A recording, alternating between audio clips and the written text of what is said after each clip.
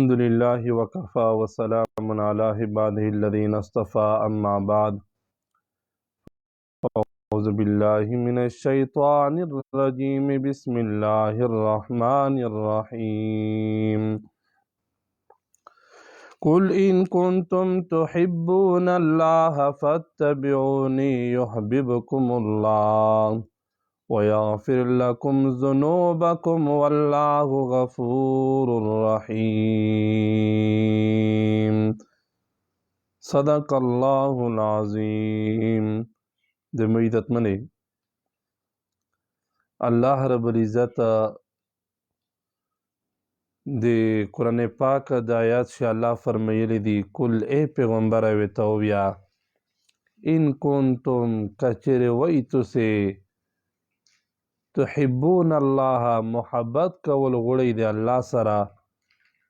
نو الله رب العزت نبی علیہ الصلوۃ والسلام ته فرمای فتبعونی نو تسې د مو تابعداري وکئ پیغمبر داس ویته ویا د مو په نقش قدم باندې لوړ شئ مو تابعداري وکئ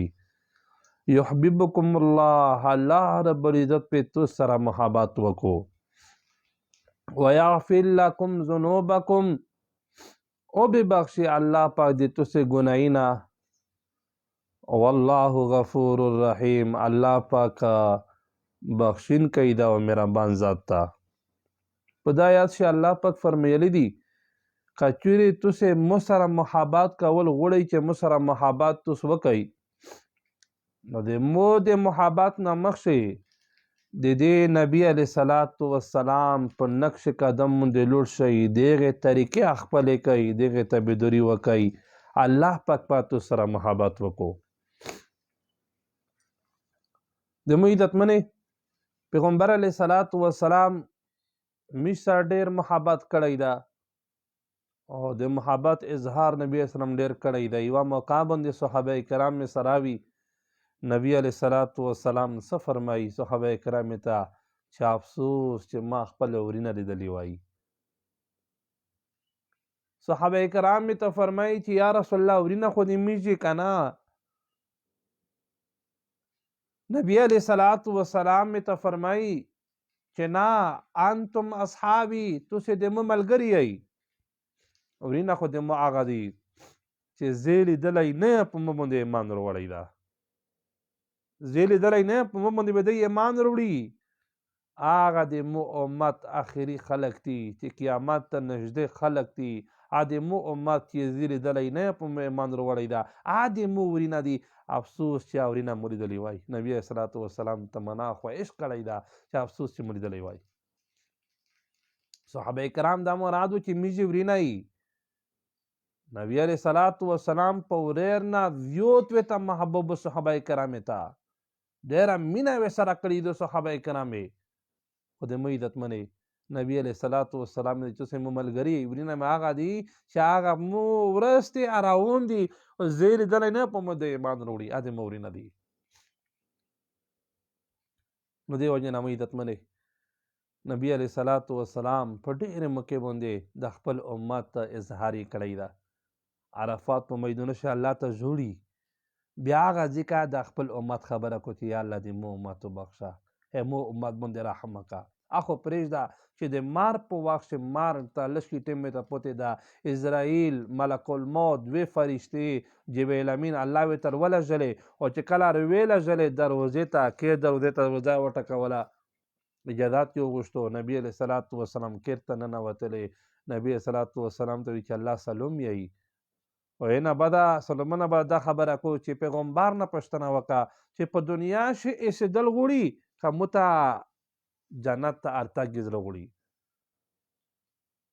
نبی علیه الصلاۃ والسلام څه ورته وایي نبی علیه الصلاۃ والسلام جبریل امین ته وایي چې او جبریل امینه لوړ شه د الله رب العزت ته ور شه الله په دربار شي ته حاضر شه او د مو امت ټکی ورته وکړه چې د مو امت ذمهوار به څوک وي د مو نه بده د مو امت ذمهوار به څوک وي د مو امت نبی اسلام بیا د امت ټکی وکړو نبی علیه الصلاۃ والسلام امت بیا هغه د کوي کړنګولو بیا مو عزتمن جبریل امین لوړو الله پاک کې دې ذمہوار یم بیا ورته وایي چې موږ په امت باندې به عذابونه نه راولئ. بیا جبل امین یې ولژول. الله پاک ته ویږده واقعیت مخکې مو چېرته بیان کړې وه. نو موږ عزتمنې دغه ځای که یا د خپل د امت ژغ پیغمبر علیه صلات وسلام کړی ده. دومره مینه او نن میش پیغمبر سره مینه شته. میش مینه خالي د خوله مینه ده. میش د پیغمبر سره داسې مینه نشته چې میش د زړه نه پیغمبر علیه صلات وسلام مینه ولري. په زړه شي د پیغمبر علیه السلام مینه پیدا کړي. نبی علیه صلات وسلام په داسې حالات چې میش پرېږدلی نه بلکې د قیامت په ورځ باندې چې حشر میدون ولګېږي قیامت ورځ وي په هغه ورځ باندې به نبي علیه صلات وسلام څه کو خلک پرې ویر شي آدم علیه صلات وسلام ته بیا نوح علیه صلات وسلام ته دا پیغمبرونو ته به ویر شي چې میش سره الله پاک زر زر حساب کتاب وکړو غرمه سره به د یو میل په اندازه وي چې میش سره الله زر زر حساب کتاب وکړو چې یا میش جنت ته لوړوي یا میش جهنم ته لوړوي خو چې میش سره حساب کتاب شوی وای او میش سره دا خبره شوې وای او فیصله شوې وای چې یا جنت وای یا جهنم وای او چې زر زر حساب کتاب وشي په هغه ټیم باندې یاد مو عزتمنې خلک به ټول روشي پیغمبرونو ته پیغمبرون به ورته ووایي هر یو پیغمبر به ځونه عاجز کو چې زه نشه کړی ځکه الله پاک ډېر په غوسه ده داسې غوسه الله ته بیا چېرته نه دی ورغلی لکه دا غوسه چې دو نو وی چې د مو عزتمنې نو هغه پیغمبر علیه صلات وسلام ته په آخري شي کله ویر شي چې کله پیغمبر علیه صلات وسلام ته ویر شي نبی علیه صلات وسلام به روشي د الله په دربار شي د الله په دربار شي د عرش لوند یې الله پاک ته به سجده ولګوي کلمې به الله څه ورزده کړې کلمې به ووایي او هغه دی کې به د خپل امت د انسانونو غم به سره وي نبي صلات وسلام سره نو بچار دا دو چې میجا پیغمبر علیه صلات وسلام سره مینه پیدا کی صحابه کرام داسې مینه وا داسې مینه چې عبدالله ابن مسعود رضی الله تعالی عنه چې داغه ستة المسلمین ده په صحابه کرام شپږم نمبر ده کې د ایمان وروړی ده دنه مخکې پنځه کسان مسلمان وي شپږم نمبر دغه ده او صحابه کرام لوی فقیه انسان و لوی مفتی و نو مو عزتمنې هغې متعلق کردنیمي د هغې عبدالله ابن مسعود رضی الله عنه چې یوه مقام باندې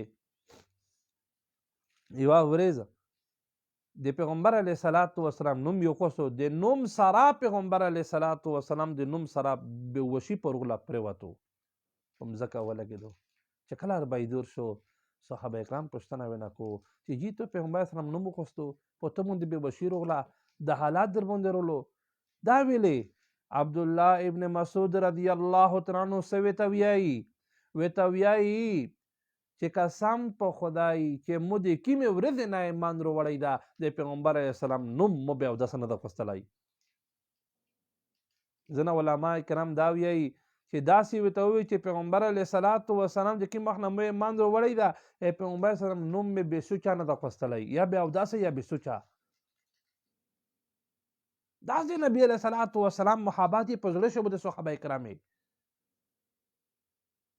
میږ نوم خو پرېږده طور طریقې د پیغمبر سلام اقوال د پیغمبر سلام اعمال میږ منلی دي صحیح طریقه نه مني هر سړی چې میږ ژوند ته دا سوچ وکړي چې مو د شپږ وپټه وجود ده په دا وجود چې د پیغمبر اعمال دي د پیغمبر صلات وسلام عادات اخلاق دي مو څومره په ځینو شروع واستلی دي ولې به انسان ته پته ولګي اینا بعد بیا وکسه په کیر چې مې سمر واستلی دي کیر نه مې بهار بازور چې سمر واستلی دي بازور نه بعد په دنیا شي معاملات شي مو سمر څه کړي دي پیغمبر اسلام طریقې مو د سمه زراول شو ولې به انسان ته پته ولګي هغه د پیغمبر اسلام نوم بې سوچه نه وخولي او مو عزتمن پیغمبر علیه صلات وسلام دې دامره عجیبه حسن جمال الله ورکړی و ربیع الاول میاشتو نو په دا ربیع الاول میاشت پیغمبر اسلام پیدا شوی ده وفات شوی ده او په داسې اختلاف ته چې غدنه خلک وایي چې 12 ربیع الاول باندې پیدا شوی ده په داسې اختلاف ته څوک وایي په 9 ربیع الاول څوک وایي په 8 ربیع الاول او څوک وایي په 6 ربیع الاول نو مو عزتمنې په دا میاشت د دې پیدایش شوی ده په دا میاشت وفات شوی ده نو پیغمبر صلوات وسلام د حسن متعلقه د جمال متعلقه مو ته یوه خبره ورپه زړه شوه یوه موقع باندې داس وشول چې صحابه کرام ښځینه نوستې وې. بیا په هغه ټیم چې سورت یوسف نازل شوی و، قرآن پاک چې یو سورت ته په 12مه سپارښتې ده، هغه سورت یوسف نازل شوی و چې کله سورت یوسف نازل شو دا ښځینه نوستې وې. بیا سورت یوسف چې د یوسف علیه السلام خبره ذکر شوي دو، یوسف علیه السلام کښلولی ذکر شوی ده، د هغې جمال ذکر شوی ده، حسن یې ذکر شوی ده. داسې حسن الله ورکړی و چې بیبي زلیخې چې دا هغه د مصر کیم بادشاه و، د هغې ښځه وه. چې کله یوسف علیه السلام ولیدلو محبت یې زړه ته ننوتو، مینه یې ورسره پیدا شوه.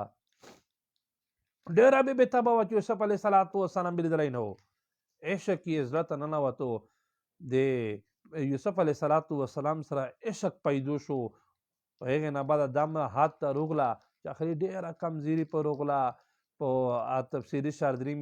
چې دامره پیرې چې دینه بخیر ګذرا ګرونه شوه.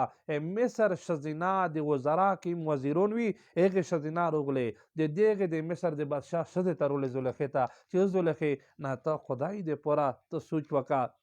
یو غلام ده، ته په غلام سره ته عشق کې،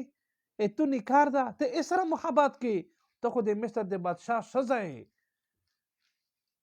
نو ته د یو غلام سره ته محبت کې. آسې ورته وایي، هغه ورته وایي، بیبي زلیخا ورته وایي چې کسه مو مګرموئ. یوسف علیه السلام ته چې الله سکیم کښلولی ورده کو حسن جمال ورده، تاسې کوئ تاسو ته به خپله پته ولګي. نو زلیخې ورته چې بس صحیح شوه، امتحان د پاره چې آیا تاسو ته غونډه معلومه شي، یوه ورځ داس وکړي، یوه ورځ یې مجلس جوړ کړو، پروګرام یې جوړ کړو. یوسف علیه السلام نو خبر کړی، ویې نه بده دا ښځینه د مصر د وزرا دا کومې ښځینه دي، ورته کښېنولې، هغې نه بعده په لوسې شي چوړې ورکړه او میوې ورکړې چې تاسې دا میوې متوئ. خو یوسف علیه السلام یې په دروازه باندې ارننه کړو. چې کله ارننه کړو د مصر د وزرا ښځینه یوسف علیه السلام ته کتل او بل طرف ته په چوړې وې سره میوې پرې کولې. چې په دغه ټیم چې څه وشول چې کله هغه موی عزتمنې میوې پرې کولې په ټیم د یوسف علیه السلام په ارننه یې کړو چې ورننه دی یې ته کتل، په تماشا وي د یوسف علیه السلام په تماشا وي چوړې باندې دی میوې پرې کولې، میوې سره خپلې ګوتې پرې کړې. اسمي وي چې دا چېرته کیدای شي د موی عزتمنې دغه بالکل د قرآن پاک خبره ده، د الله ویلي دي، الله په دروغ نه وایي، الله حقیقت بیانوي. وی چې دا ګوتې څه دي، دا ګوتې پرې شوې، دی یې ته کتل په تماشا باندې وي، وی چې خپلې ګوتې دی پرې کړلې. قرآن پاک ښه خبره راغلې ده، الله وایي فلما رأینه اکبرنه وقطعن ایدیهن وقلن حاش لله ما هذا بشرا ان هذا الا ملک کریم. الله په خپله فرمیلی دی، الله ویلی دی فلما رأینه اکبرنه، الله وی چې کله دی ولیدلو یوسف علیه السلام د مصر ښځینه ولیدلو، دی د یوسف علیه السلام روپ په پرېوتو، دی دې په تماشا باندې وي. قرآن پاک وایي وقطعن ایدیهن، دی پرې کړلې خپلې ګوتې، خپلې لوسې ګوتې پرې کړې. وقلنا وی ویل ما هذا بشرا، وقلنا خاش لله، او ویریږ د الله پاک نه، ما هذا بشرا، دا نه دا یو بشر نه دا، دا انسان نه دا،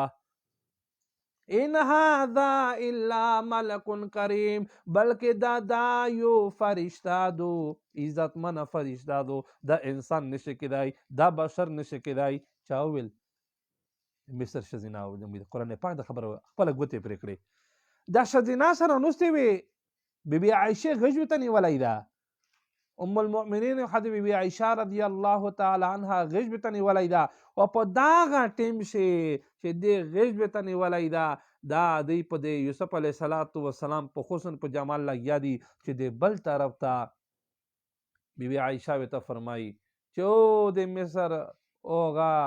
تاسې صفات بیانوئ د یوسف علیه السلام. بالکل یوسف علیه السلام کښلی و، خو د مو حبیب نه خبر یې، مو حبیب څومره خوشاله یو د مو پیغمبر نه خبرې د مو خاوند نه خبرې چې ته الله څومره حسن ورکړی دا ایسې ته پته وشه زینا ته چې دا بالکل حسن و جمال الله ورکړی دا خو یوسف علیه السلام د خبرې دی کړې خو اید بی عایشه رضی الله عنها دا ښځینه ژغوي ورته وایي چې ای بی عایشه ته میشته وشه پیغمبر علیه السلام څومره خوشحالی ده تی میشته حسن ذکر کا او تی میشته هغې غاز ذکر کا نو بی عایشه ورته فرمایي ځکه چې دا عمر نه وړیکې وه ډېر عمر یې پیغمبر علیه السلام سره تیر کړو او بلکې نبی علیه السلام ډېره مینه ورسره کړې ده بی بی عایشه ورته فرمایي چې د یوسف علیه السلام په لیدلې سره مصر ښځینه ګوتې پرې کړې د مو حبیب صدا پیغمبر چې کله صحابه ولیدلو نو د ګوتې په ځای باندې صحابه خپل سرونه پرې کړل سرونه یې قربان کړل پرې کړل میږ وایي چې څرنګه یې پرې کړي دي چې ته یوه صحابي نه سر نه ده خپل سر یې نه ده پرې کړی نه بل نه پرې کړی ده بی بی عایشه کې ما خبره کو ده بالکل رښتیا وایي سرینه په داسې طریقه پرې کړل زه یې د دې لپاره یو تاسو ته مثال بیانوم یوه واقعه بیانوه حضرت ابوبکر صدیق رضی الله عنه یو صحابي ده صحابي د پیغمبر علیه السلام سخته مینه ورسره کړې ده سخت محبت یې ورسره کړی ده ابوبکر صدیق رضی الله تعالی عنه د یو زیای و عبدالرحمن اول په کفر شو کافر و ورسته پیغمبر علیه السلام ته رغلو اسلام یې وروړو بیا دغه خپل پلور ته وایي یوه ورځ چې ابوبکر صدیق رضی الله عنه بابا جانا پلونکي جنگ شي په موقع باندې جنگ په موقع باندې ته مو ته مخ شروع غلې مو ته ولی شوې تو نه مو سار کټ کوای شو مو د تیرې ته ته سیخ وې چې سار دې نه ووایه خو مو پلور ته وکتل او مو تو نه سانګ ووالو په هغه ټیم باندې په تیره باندې مې ونیولی مو پلور ته وکتل چې باوه دې ده پلور دې ده وی نه فایدو یې کنې په هغه ټیم باندې مو ته سیخ وې خو مو تو نه سانګ ووالو په جنګ په موقع باندې زه کافر و ته مسلمون وې حضرت ابوبکر صدیق رضی الله تعالی عنہ څه ته وایي هغې ته وایي چې وبچایي په هغه ټیم باندې خو ته مونه سانګ ووالو که نه په تیره دې زه ونیوله خو وی چې که چیرې مو ته د جنګ په موقع په میدون شروغلی وای او مو ته مخامخ وای مو به په تو باندې خپله تیره سرپولی نه وای تو نه مې به سر پرې وای سر مې قلم کړی وای د نه که مو ته مخ شروغلی وای خو مو ته مخ شه نه روغلی که مخ شه روغلی وای مو بچي ته نه کتل مو د پیغمبر علیه السلام ته کتل د پیغمبر دین ته مې کتل د الله دین ته مې کتل د په مقابله شي تو نه مې به سار پرې کړی وای سار مې به کټ کړی وای درنه او که مو ته مخ شه روغلی مو به تیره سر پول یې نه وای تو نه مې به سر قلم کړی وای هسې د مو عزتمنې دا سر پرې کول نه دي چې یو سړی د خپل بچي نه سر پرې کوي او دا څو لکه زونه چې پرې کوي بچی خو تو نه فایدو شوی ده تو په خوري ستر کړی ده میر نه میاشتې بچی په ګډه باندې شروي بیا چې کله فایدو شي دنیا ته بچی روشي پلورو میر بچی میر یې 2.5 کوله تای ورکوي په غیش یې ګرځوي اینا بعد بیا چې څه پرې نابالغ وي چې کله بالغ شي دې پرې پلوري خدمات کو انتظام ته کو بیا چې کله بالغ شي بیا د وده انتظام ته کو بیا خو پرې ستروي همې د تونې بچي باندې چا زړه نشي په تیره باندې ووایي نو دا بی بی عایشه سوي ته فرمایي چې د مصر ښځینه یوسف علیه السلام وکتلو د سره ګوتې پرې کړې خو وی چې کچیرې داسې وي کچیرې د مو حبیبه د دې صحابه کرام یې ولیدلو ګوتې په ځای باندې سرونه پرې کړل نو مو عزتمنې په چار دا دو چې موږ د پیغمبر علیه السلام سره مینه پیدا کړي د پیغمبر علیه السلام محبت پیدا کړي نبی علیه السلام سره مینه میش پیدا شي نو میش ته کامیاب وي ځکه ویلی دي پیغمبر علیه صلات وسلام فرمایي لا یؤمن احدکم بالکل مؤمن نشي کېدای یو په تو سه حتی تر هغه وخته پورې اکون احب الیه چې وي محبت یې دې پیغمبر علیه صلات وسلام سره من والدي د خپل پلور نه و ولدي د خپل زمانې نه والناس د خلق نه اجمعین ټولې نه زیات محبت یې پیغمبر سره وي ولې سړی صحیح مسلمان ده که زیات محبت یې نه وي نو دا صحیح مسلمان نشي کېدای پیغمبر سلام ویلی دي فیصله یې کړي دو چې بالکل مؤمن نشي کېدای نو مې عزتمنې نو میش په چار دا دو چې د پیغمبر علیه صلات وسلام سره میز مینه پیدا کی پیغمبر صلات وسلام محبت میز زړه ته رسیږي کی نبی علیه صلات وسلام په نقش قدم باندې میز لوړ شي ولې په میز تو کامیاب وي دا نه چې په خوله باندې میز سری کی لکه میز تو دا مذهبي شو یو مذهب دا او پاگا شیوا فرقه دو فرقه آ فرقه بریلوی مسلک تا آوی چې میز د پیغمبر علیه صلات وسلام سره عشق تا میز د پیغمبر صلات وسلام سره محبت تا 12 ربیع الاول منع کوي پاغه په لوینا پامند ورشي د خوراکینا شربتینا جوړوي دا عشق دیته نه وی عشق زړه محبت ته وی چې زړه د پیغمبر سره مینه پیدا شي امیستو د پاکستان لوی مفتی مولانا مفتی تقی عثمانی صاحب ایغه پلور دا مولانا مفتی شفیع رحمت الله علیه وفات شوی دا ډیر اوچا دارالعلوم دیوبند نه فارغ و لوی بزرگ ولی الله انسان تر شوی دا د زمانه لوی بزرگ ولی الله لوی مفتی اعظم د پاکستان تر شوی دا او یې چې د لوړه پیغمبر علیه صلات وسلام حج ته لوړ و د پیغمبر د روضې کوشش مې کړو چې د پیغمبر صلات وسلام روضې ته ورنږدې شه او وی چې مو ډېر کوشش وکړو خو وی چې مو ته کوشش نه میلاوېدلو مو ته ځای نه میلاوېدلو چې مو د پیغمبر صلات وسلام روضې ته نږدې وي لوړ وای عادت کې چې خلک حجون صاحبون لوړ شي بیا کوشش ورکړو ځنه خلک په هغه لوستې رهي په ځنګلې باندې ودا کو وی چې مو کوشش وکړو وی چې آخري موقع وانه وی چې زه څنګ تک شنسته وی چې مته د دغه پیغمبر صلات وسلام د روضې نه متعوض وشو چې خبر کا د خلک د دې خبرې نه خبر کا دې خلک د دې خبرې نه خبر کا کاسې که مته په ځنګلې باندې نه نوځي خو چې محبت چې د مسره نه وي دا انسان مونه لرې ده او وی چې که چیرې په دنیا په قیم ځای شوي نه وي خو چې کله محبت چې د مسره وي دا سته لکه مسره بالکل نږدې وي نو وی چې ته دا خبره دا اوس داسې ته وشو چې خلک یې تا وویه نو موږ دا پرې نه ده چې موږ د افضې ته پیغمبر صلی الله افضې ته ځون ورسوي نږدې شي ورسره ورسره ټچ شي او هغه دې کوي کوشش وکړي ویې لګولې و دې به نږدې کولې و ننوتلې پیغمبر صلات وسلام ویلي دي چې نه مفتی شفیع صاحب رحمت الله علیه ته ویلي دي چې ته وویه د خلک ته د خبر ورسوه چې دنیا په کوم ځای شوی نه وي او چې مو سره محاذات وي چې بالکل مو سره بالکل به نږدې وي دا سره که مو سره نږدې نو دې ته نه وي محبت د عزتمن محبت دې ته وي چې میز پیغمبر صلات وسلام او نبی علیه صلات دمره خوشالولی یو د حسن خو چې زه غږېږم د خدای کې ته مینه ډاکتې وینه مو ته جابر بن عبدالله رضی الله عنه یوه خبره په زړه شوه وی چې یوه موقع باندې وی چې دا وی چې څوارلسم شپږمای و میاشتې 14 شپږمای و وی چې څه وشول وی چې پیغمبر علیه صلات وسلام ته ما کتل او وی چې د 14 شپږمې ته ما کتل آپ جابر بن عبدالله رضی الله عنه صحابي ویایي چې قسم په خدای په 14 شپږمې نه د مو حبیب محمد صلی الله علیه وسلم مخ خوشحالی و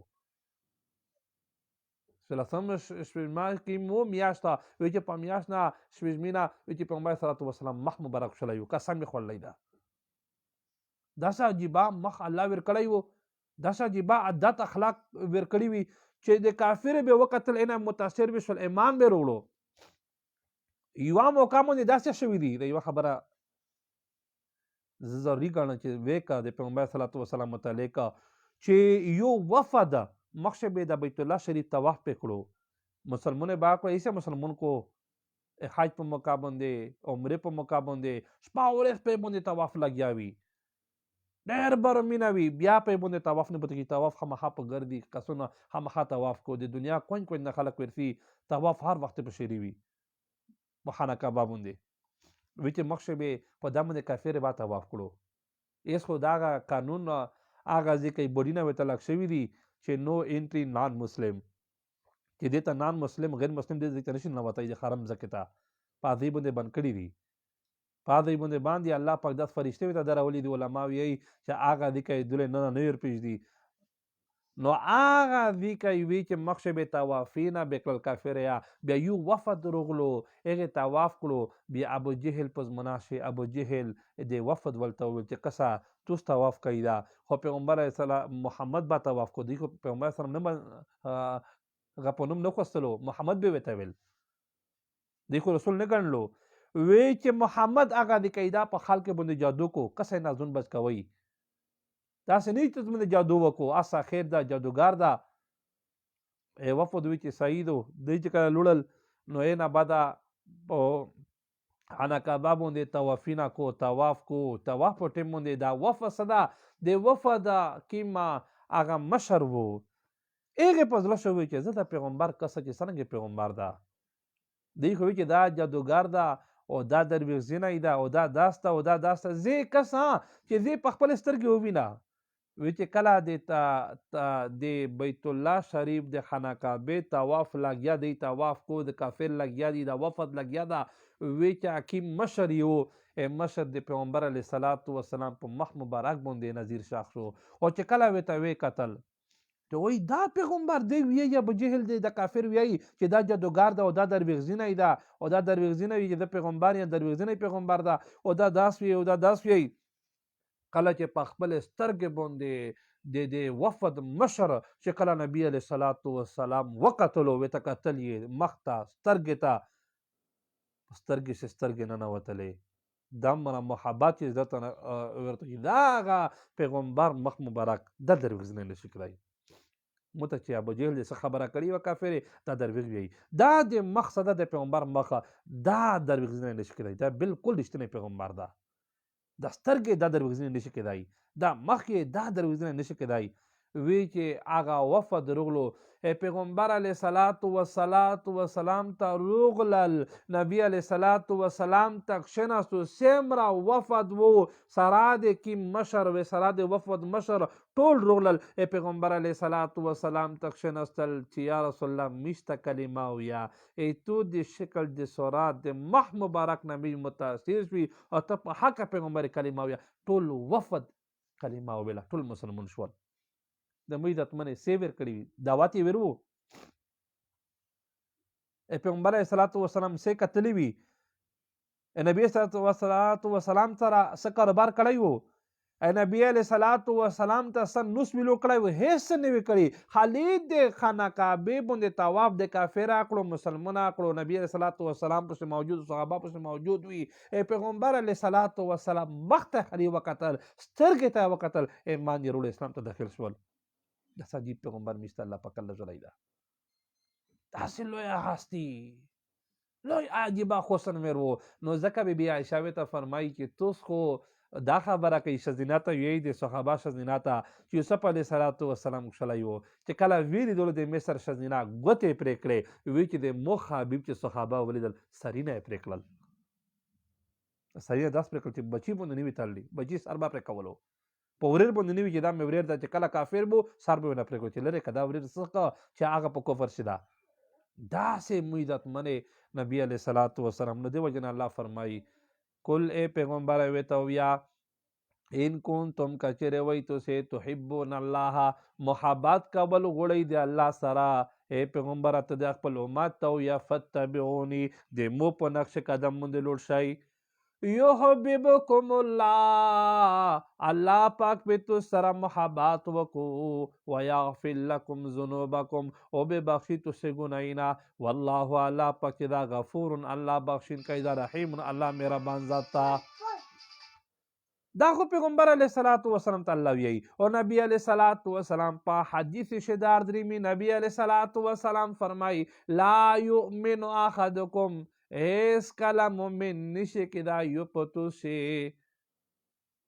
حتی تر هغه وخته پورې مؤمن نشي کېدای اکون احب الیه چې وی محبت د پیغمبر علیه الصلاۃ والسلام سره من والده د خپل زمن نه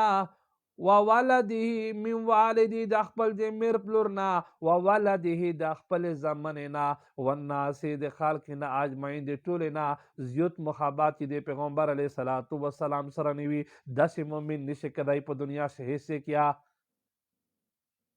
محبت می چا سره پیدا کوي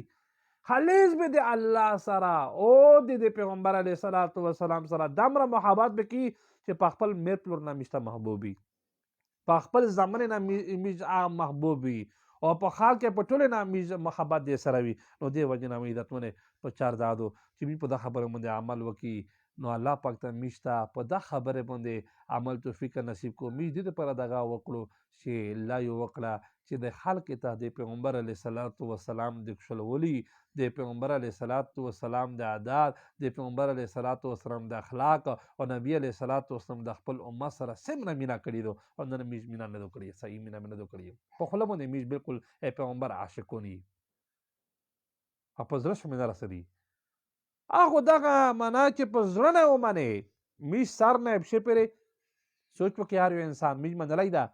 په کې چې مې د پیغمبر کیم اقوال دي اعمال دي امي منلي دي بهر مې د پیغمبر صلی الله علیه وسلم روشه دیشه خلق سره نوست ویلوړ هغه پیغمبر متعلق مش کړی دو مش نه دو کړی نو دې وجه نه په چار دادو الله دا مشتا په دا ټول خبره باندې عمل توفیق نصیب کو واخر دعوانا ان الحمد لله رب العالمین